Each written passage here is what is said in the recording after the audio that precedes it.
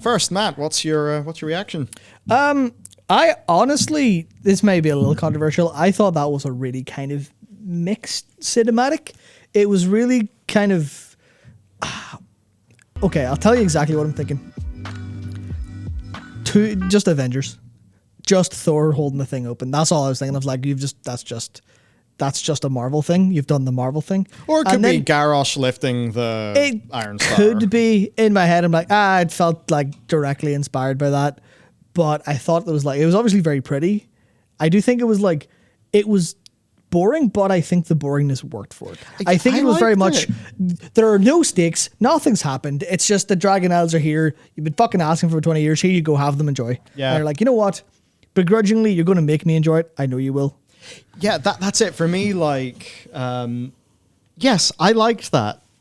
Yeah. I liked that. I know this could be a bit of a controversial thing, but bear with me for a second. Controversy in droves today.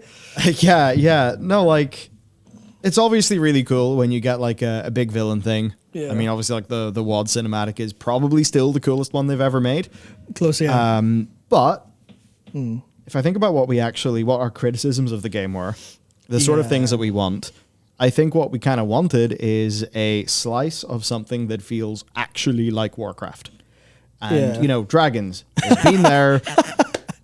That's what it says. It auto-played our stream after the Blizzard announcement for you. Take that!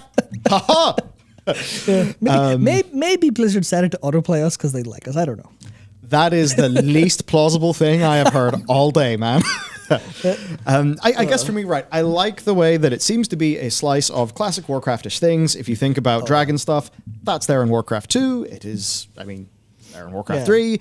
It's more just a basic slice of fantasy. And I think one of the things with WoW is we kind of got away from ourselves. It's like BFA was not what was advertised to us. Yes. And then Shadowlands was just edgy fucking bullshit.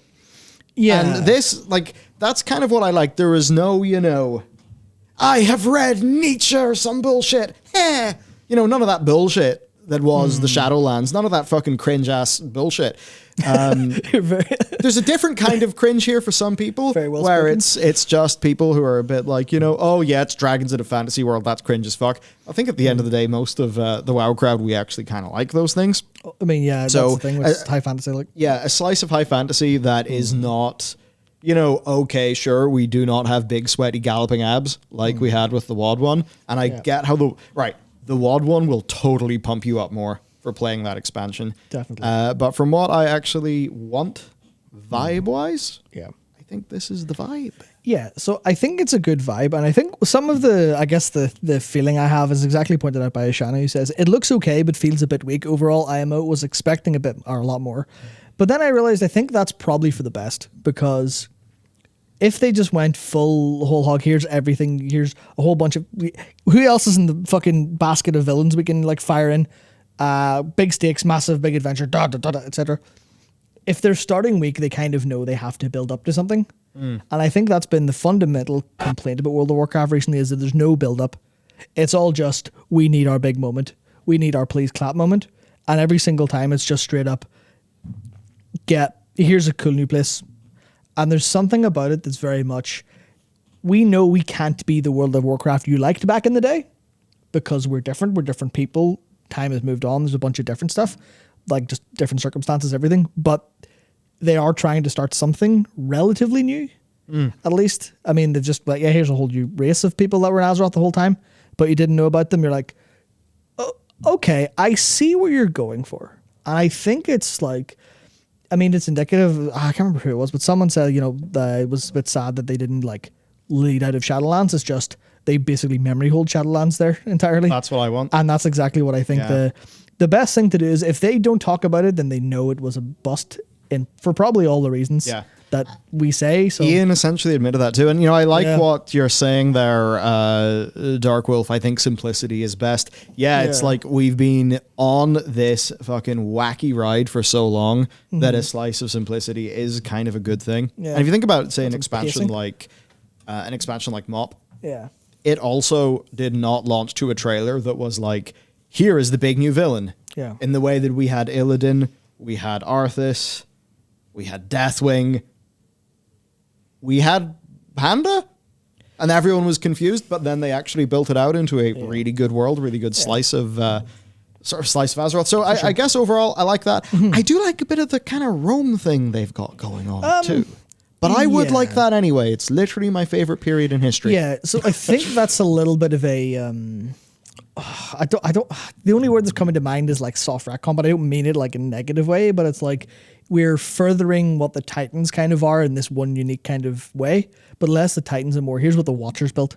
Because if Tyr built that, then it wasn't built by, Aman'Thul and set there. Yep. It was literally built by Tyr himself, which is that's a great. whole interesting thing of there's like so many Watchers. Obviously, we had a little bit of Raden in this as well. So they're maybe coming back to that kind of, okay, what did the Titans leave behind that we can improvise on and make sound or come across as actually pretty cool? Yeah. What I like there is, Shadowlands was very, we have just met these beings equivalent to the Titans. Yeah. We have Ian saying Titan plus. Yeah, here's turbo gods that do nothing. So we didn't explore those from like an inside out perspective. We were just kind of suddenly shown these big important beings and meant to give a shit. Yeah. Whereas, here it's not like, oh yeah, here's Aman'Thul. Have a chat with him. And that feels a bit ridiculous. So this would be a way to expand that Titan lore in the way that vanilla through like Cataclysm did, where it was through learning about the things on Azeroth like the Watchers. So that's a way of doing that lore that I really do like. Funny you say that because I have literally one example that I gleaned from the press kit, which is in our thing, but we saw later. There is an image or a concept art from a dungeon, and it's literally called "Whoa, Dragonflight Dungeon Uldaman Concept 1." So very much like, what's the old Titan stuff? Oh, let's go there again. Yeah.